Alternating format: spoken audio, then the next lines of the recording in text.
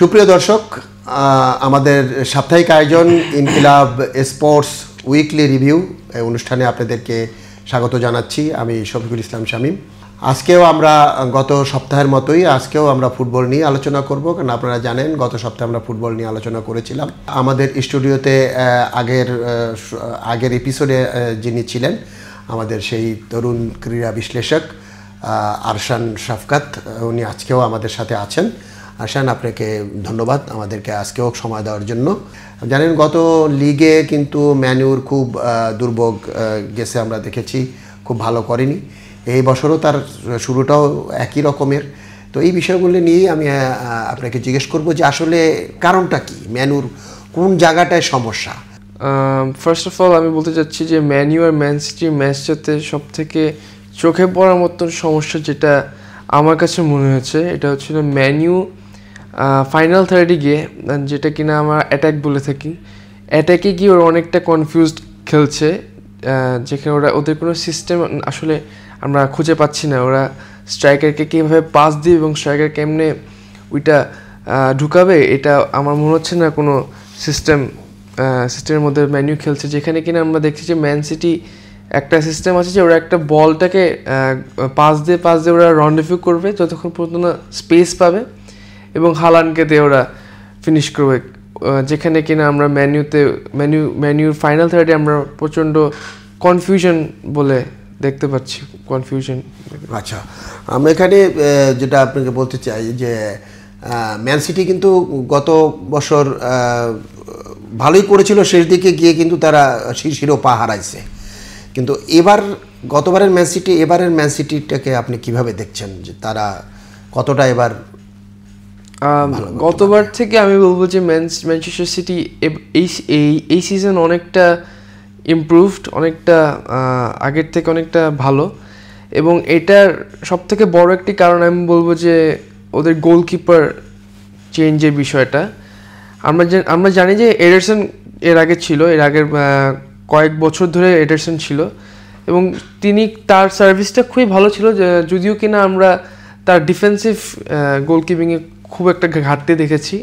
তার কন্ট্রিবিউশন খুব ভালো, কিন্তু এখন যে ম্যানচেস্টার সিটি তার রিপ্লেসমেন্ট হিসেবে এনেছে ডনারুমা, সে বল স্টপিং বলেন এবং তার ফিজিক্যালিটি বলেন সব কিছুর দিক দিয়ে ম্যান সিটি ডিফেন্সিভলি অনেকটা স্ট্রঙ্গার হবে। এবং রড্রি ইনজুরি থেকে ফেরত আসাটাও খুব বড় একটা পয়েন্ট। তাছাড়া রায়ান চার্কি, ওমার মামুশ এদের মতন প্লেয়ারকে ম্যান সিটি কিনা, সব মিলায় ম্যানচেস্টার সিটি এমন হচ্ছে এবার বেটার খেলবে।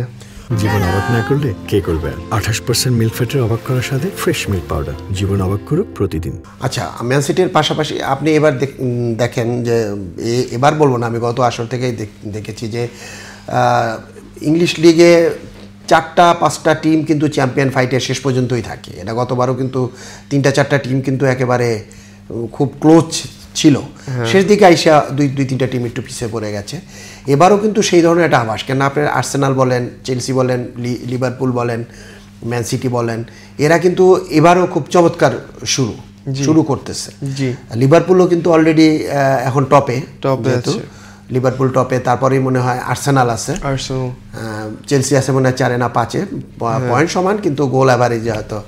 তো এবারের লিগটা নিয়ে আপনি কিভাবে দেখছেন যে কারা এবার অন্তত পক্ষে ভালো করতে পারে, কাকে এগিয়ে রাখবেন শিরোপার? জি, আমি প্রথমত বলতে চাই যে এবারের ফার্স্ট পজিশন যেটা, যে চ্যাম্পিয়ন যে ফার্স্ট, ওইটার মধ্যে খুব বড় একটা আমরা কম্পিটিশন দেখতে পারবো, খুব বড় হাড্ডাহাড্ডি লড়াই দেখতে পারবো।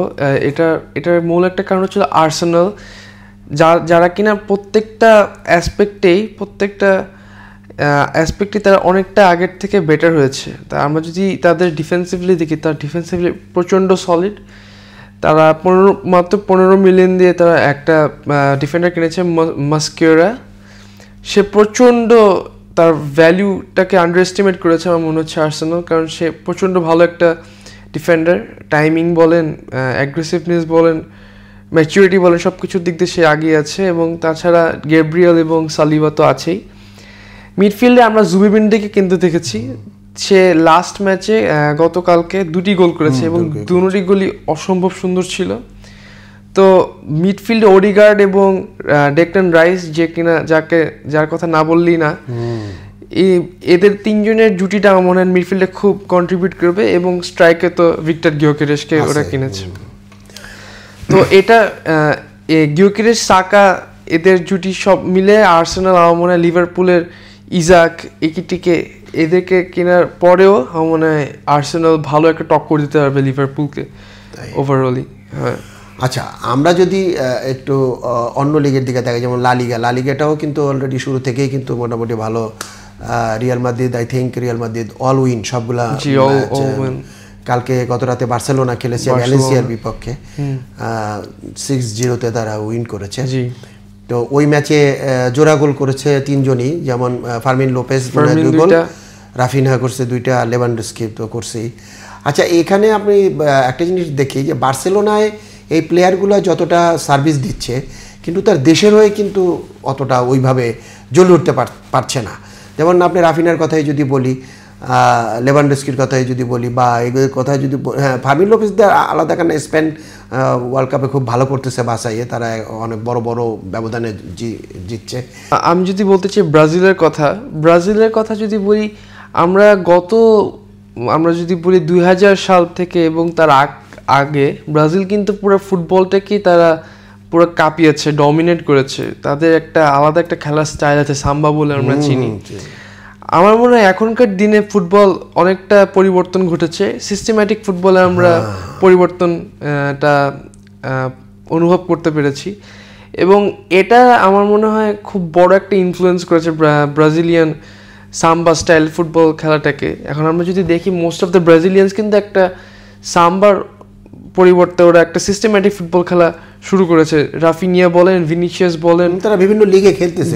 জি, তাদের এক একজনের খেলা এক এক রকম আমরা দেখতে পাই। ভিনিসিয়াস একটা স্পিডি প্লেয়ার, রাফিনিয়া কিন্তু হাই প্রেসে ওয়ার্ক রেট দিয়ে ও খেলার চেষ্টা করে। আমরা কিন্তু ওরকম স্কিলফুল, নেইমারের পরে কিন্তু আমরা ওরকম স্কিলফুল সাম্বা টাইপ প্লেয়ার আমরা দেখি নাই, এবং ম্যানেজাররা চেষ্টা করছে ওই সাম্বার ওয়েতেই খেলাটাকে একটা রূপ ধারণ করার, যেটা আমার মনে হয় একটা কন্ট্রাডিক্টিং একটা বিষয় হচ্ছে। মানে দুজন খেলোয়াড়রা একভাবে খেলছে এবং ম্যানেজারদের আশা পরিণতি আরেক রকম হচ্ছে। এটা একটা কনফ্লিক্ট ক্রিয়েট করছে। এবং আমরা যদি আরেকদিকে বলি পোল্যান্ডের কথা, আমি বলবো যে পোল্যান্ডে লেভানডস্কি লাস্ট ম্যাচেও 2টি গোল করেছে, এবং আমার মনে হয় লেভানডস্কি এই বয়সে 2টি গোল করা খুব বড় একটা জিনিস তার মতন প্লেয়ারের জন্য।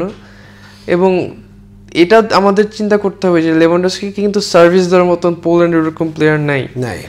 তো এটা আসলে প্লেয়ার ক্লাবে কীরকম খেলছে এবং ন্যাশনাল টিমে কীরকম খেলছে, এটা পুরোটা একটা সাবজেক্টিভ একটা ম্যাটার। কারণ বার্সেলোনার অনেকগুলো প্লেয়ার ন্যাশনাল টিমে খুবই ভালো খেলছে, যেমন পেড্রি, লামিন ইয়ামাল, ওরা কিন্তু স্পেনের তো যথেষ্ট চমৎকার সার্ভিস দিচ্ছে। হ্যাঁ, পেড্রি অসাধারণ সার্ভিস দিচ্ছে, ডিফেন্সিভলি, অ্যাটাকিংলি, বল ক্যারিং। লামিন ইয়ামালের কথা তো না বললেই না। তো এটা পুরোটাই সাবজেক্টিভ একটা বিষয়। কিন্তু হ্যাঁ, কিছু কিছু প্লেয়ার আছে যারা এমন আছে ক্লাবে প্রচণ্ড ভালো খেলে, তার সেম খেলা সেম আউটপুটটা আমরা ন্যাশনাল টিমে পাচ্ছি না। দর্শক, আজ এই পর্যন্তই। আমরা আমাদের অতিথির কাছ থেকে ফুটবল বিষয়ে অনেক কিছু জানলাম। আমরা আশা করছি আপনারাও আমাদের অনুষ্ঠানকে উপভোগ করেছেন। আপনাদের আমন্ত্রণ জানাবো আগামী অনুষ্ঠানে আরও বিস্তারিত আলোচনা হবে, আরও বিস্তারিত বিষয় নিয়ে আমরা আপনাদের সামনে হাজির হব। সেই পর্যন্ত ভালো থাকবেন, সুস্থ থাকবেন। সবাইকে ধন্যবাদ। আল্লাহ হাফেজ। জীবন অবাক না করলে কে করবে? 28% মিল্ক ফ্যাটের অবাক করার সাথে ফ্রেশ মিল্ক পাউডার। জীবন অবাক করুক প্রতিদিন।